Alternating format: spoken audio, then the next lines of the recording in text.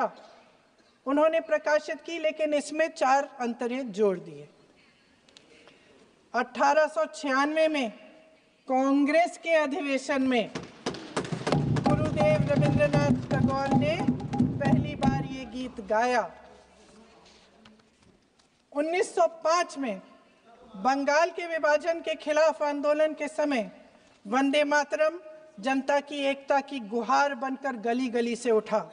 गुरुदेव रविंद्रनाथ टैगोर जैसे महान स्वतंत्रता सेनानी इस गीत को खुद गाते हुए बंगाल की सड़कों पर उतरे। विद्यार्थियों से लेकर किसानों तक, व्यापारियों से लेकर वकीलों तक, हर कोई ये गीत गाने लगा। इस गीत की शक्ति को समझिए। ब्रिटिश साम्राज्य इसको सुनकर कांपता था और हमारे देशवासी इसको सुनकर वह मन बनाते थे, वह हिम्मत बनाते थे कि इस भयंकर साम्राज्य के खिलाफ सत्य और अहिंसा के नैतिक हथियारों को लेकर शहीद होने की तैयारी करते थे। ये गीत मातृभूमि के लिए मर मिटने की भावना को जगाता है। इस गीत की शक्ति ये है, इस गीत का हमारे देश से जुड़ाव ये है। लेकिन 1930 के दशक में हमारे देश में जब सांप्रदायिक राजनीति उभरी, तब ये गीत विवादित होने लगा। 1937 में, अब ये मैं दूसरा उदाहरण देने वाली हूँ क्योंकि प्रधानमंत्री जी ने अपने भाषण में इसका उल्लेख किया और गलत किया, इसीलिए मैं इसके जो सच्चे जो तथ्य हैं वो आपके सामने रख रही हूँ। 1937 में नेताजी सुभाष चंद्र बोस कांग्रेस का अधिवेशन कलकत्ता में होने जा रहा था, उसका आयोजन कर रहे थे। तो जो मोदी जी ने पत्र सुनाया सदन में 20 अक्टूबर का और कहा कि जवाहरलाल नेहरू जी ने नेताजी को ये चिट्ठी लिखी और ये कहा कि इस पर चर्चा होनी चाहिए, उससे पहले 3 दिन पहले नेताजी सुभाष चंद्र बोस ने पंडित जवाहरलाल नेहरू को एक चिट्ठी लिखी थी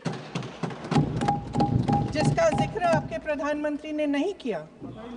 और इस चिट्ठी में सुन लीजिएगा,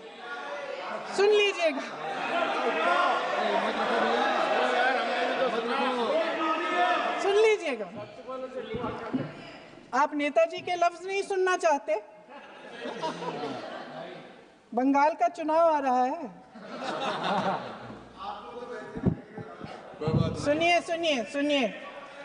सुनिए। हाँ, कोई बात नहीं, हम तो देश के लिए हैं, हम देश के लिए हैं। आप चुनाव के लिए, हम देश के लिए हैं। हम जितने भी चुनाव हारे, हम यहाँ बैठे रहेंगे और आपसे लड़ते रहेंगे और आपकी विचारधारा से लड़ते रहेंगे। अपने इस देश के लिए, अपनी इस मिट्टी के लिए लड़ते रहेंगे। आप हमें रोक नहीं सकते।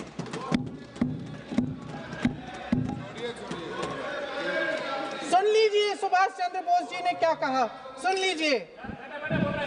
My dear Jawahar, reference Vande Mataram. We shall have a talk in Calcutta and also discuss the question in the working committee if you bring it up there. I have written to Dr. Tagore to discuss this matter with you when you visit Santi Niketan. Please do not forget to have a talk with him when you visit Santi Niketan. ये 17 अक्टूबर को लिखी जाती है। 10 अक्टूबर को नेहरू जी इसका जवाब देते हैं और आपके 20 अक्टूबर को, हाँ ठीक है, 20 अक्टूबर को नेहरू जी इसका जवाब देते हैं। इस जवाब की एक पंक्ति प्रधानमंत्री जी ने सुनाई, बाकी पंक्तियां क्यों नहीं सुनाई? क्योंकि उनमें नेहरू जी क्या कह रहे हैं? There is no doubt that the present outcry against Vande Mataram is to a large extent a manufactured one by the communalists. Whatever we do, we cannot pander to communalists' feelings, but to meet real grievances where they exist. I have decided now to reach Calcutta on the 25th morning. This will give me time to see Dr. Tagore as well as other friends. समझ रहे हैं आप? प्रधान चुप है तो समझ ही गए होंगे। फिर क्या होता है? फिर नेहरू जी कलकत्ता जाते हैं और गुरुदेव जी से मिलते हैं, और उसके अगले दिन गुरुदेव जी एक चिट्ठी लिखते हैं जिसमें वो लिखते हैं, अंग्रेजी में चिट्ठी है, उसका एक अंश मैं आपको हिंदी में बता देती हूँ, जिसमें गुरुदेव जी कहते हैं कि जो दो अंतरे हमेशा गाए जाते थे उनका महत्व इतना गहरा था कि उस हिस्से को कविता के शेष हिस्से तथा पुस्तक के उन अंशों से अलग करने में उन्हें कोई कठिनाई नहीं थी। उन्होंने ये कहा कि स्वतंत्रता संग्राम में हमेशा से वही दो अंतरे ही गाए जाते थे और उनको गाते हुए कुर्बानी देने वाले सैकड़ों शहीदों के सम्मान के लिए उन्हें ऐसे ही गाना उचित रहेगा। उन्होंने यह भी कहा कि बाद में जोड़े गए अंतरों का सांप्रदायिक मायना निकाला जा सकता है और उस समय के माहौल में उनका इस्तेमाल अनुचित होगा। इसके बाद 28 अक्टूबर 1937 में कांग्रेस की कार्य समिति ने अपने प्रस्ताव में वंदे मातरम को राष्ट्रगीत घोषित किया।